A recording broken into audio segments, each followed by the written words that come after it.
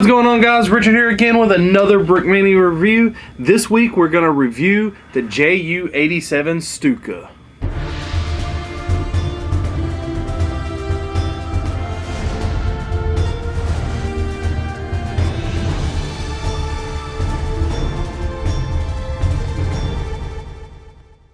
Now, Brickmania does not supply me with any of this. I bought the instructions and the stickers myself. Once you buy those, they do not come with any pieces. You're responsible for getting all the pieces through Bricklink, Brickowl, however you like to do it, unless that it is certain pieces that you have to get from Brick Arms or Brickmania, which this set has 4 of. Now, don't forget, guys, if you like this video, beat that like button up. Show me some love. If you haven't yet, subscribe. Then hit that bell notification. It'll let you know whenever I make a post or a video upload. Now, let's get into the history of the Stuka. The Stuka is a German dive bomber and ground attack aircraft that started out in the Spanish Civil War and served in the Axis forces during World War II. This plane was known for its inverted wings and air ram sirens, also known as the Jericho trumpet.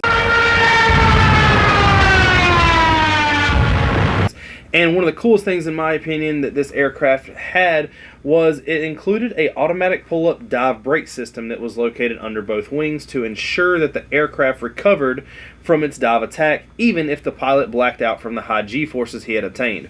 I believe that is absolutely insane. The aircraft will actually recover itself somewhat to prevent a crash if the pilot blacks out and can't control the plane.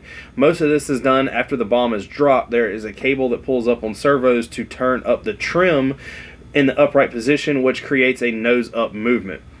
Now, this particular version that I built is the 1944 version with the anti-tank guns. It has two 37mm guns that each hold 6 rounds to help take out tanks and other anti-aircraft guns, or just completely obliterate buildings, stuff like that. It also comes with 2 7.92 machine guns on the tail that's imitated on this set by using the Brick Arms air-cooled barrels. The plane will actually hold 2 people. It will hold a pilot and a gunner. And if you will notice that in this 1944 version, there's less yellow on the nose and tail of this plane, and this was because aircraft fighting at that time was getting more superior to ground, and it gave less visibility to be told apart from the Allied forces. Now, let's get on to the build. Now, this was the first World War II small aircraft that I built from Brickmania, and if you could tell, I liked it so much that I actually bought another sticker pack and got the pieces to build 2 of them. One of the reasons was it will be used in the mock. Now, the overall design of this plane is amazing. There's great detail in the trim flaps. They all actually move up and down, and they all have gaps in them just like they do in real life. I also love how on this aircraft it does use minifigure hands instead of the thumpers, as in the Warhawk, to kind of show the exhaust ports. I personally believe that the exhaust ports made out of the minifigure hands look cleaner, but I do understand that in the P40 they were bigger, they were more bulkier, and they were a lot more square. One of the other really cool things they did in this is in the front of the cockpit, they used the pistols to show some curvature, which is really, really cool. That's something that I've never seen anybody do before. Now, just like the Warhawk, you can pop this tile up, remove the cockpit, and you can fit 2 minifigs down inside. One of the other cool things is this also shows another printed tile on the inside of it and has another antenna used as a pull-up rod.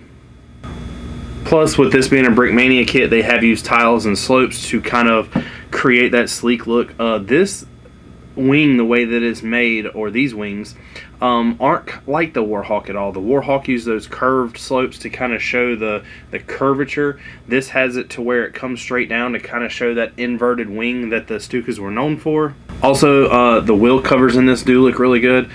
This plane actually did not retract its landing gear. The wheels stayed out at all times, which was kind of a bad thing because it actually hurt the drag of the plane and it wasn't allowed to go as fast as some of the other aircraft that were designed at this time. Now, one of my favorite parts about this plane and this build is the fact that the propeller on the front has the spiral design. That optical spiral is just so cool. I absolutely love it. It is my favorite thing about this plane. While that thing's flying at you and that spiral is going on, it's really like the hypnotic kind of look of it, and it's just absolutely insane to me. They have hit that spot on with the way that the stickers are made in this and the way that that thing is recreated. Now, this set, unlike the Warhawk, did require 4 Brick Arms parts. You have to buy both of the 50 cal short air-cooled barrels and the monopods to hold them, which is not expensive at all. The barrels were $1 a piece, and the monopods I think are like 25 cents a piece. And of course, the only other thing you need is the stickers and the instructions. Now, the stickers on this is actually really, really cool. It has the Vulcan Cruise symbols on the wings, on both sides, and the rear, and on the bottom. And I love that way that this thing looks from the bottom. I love the way they nailed the yellow tips on the wings. Just that, I mean, overall design on underneath looks really, really cool. This plane is another one of those big, iconic World War II planes. Germans used this for a lot of things. There's just countless scenarios that this was used. The one advantage this thing did have over stuff like the Warhawk was the machine guns mounted in the rear was something that the Warhawk did not have. It only had front shooting guns. So if this thing were to get in front of you, it still had a chance to shoot back at you while you were shooting at it.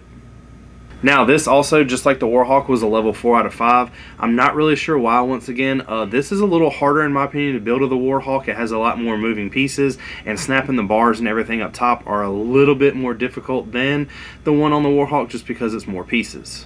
This instruction set, just like the Warhawk, is only $10. The sticker sheet is $8. There are 560 pieces in it, and I could not believe that. That actually blew my mind that there was that many pieces, but there is.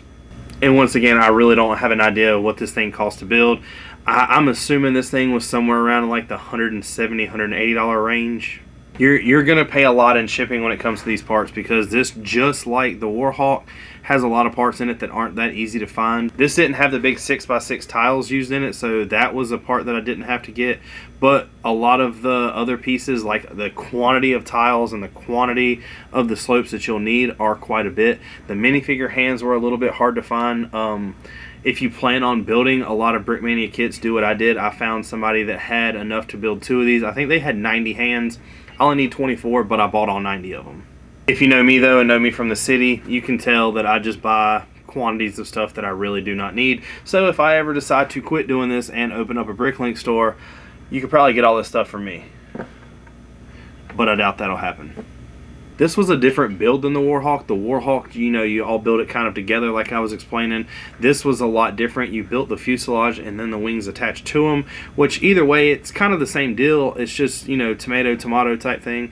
They're both still, even with the Warhawk, this thing is still really sturdy. The wings do have the flap ability to go up and down a little bit, but that's kind of normal on the design of this and the normal on the plane. The plane does that in real life.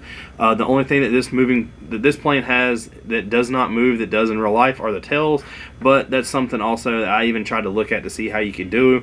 You could, but I don't think it would look right because it would create a gap, and I'd much rather just have it sitting still than the gap there. This, in my opinion, was a great World War II fighter plane build. If I had to pick one, this or the Warhawk, I think I would absolutely go with this. This was a much more fun, intricate build. I like the design of it a little better, and it's also bigger. And if you know me, the more pieces they are, the probability of me buying it's probably a little higher. But thanks for watching. Peace!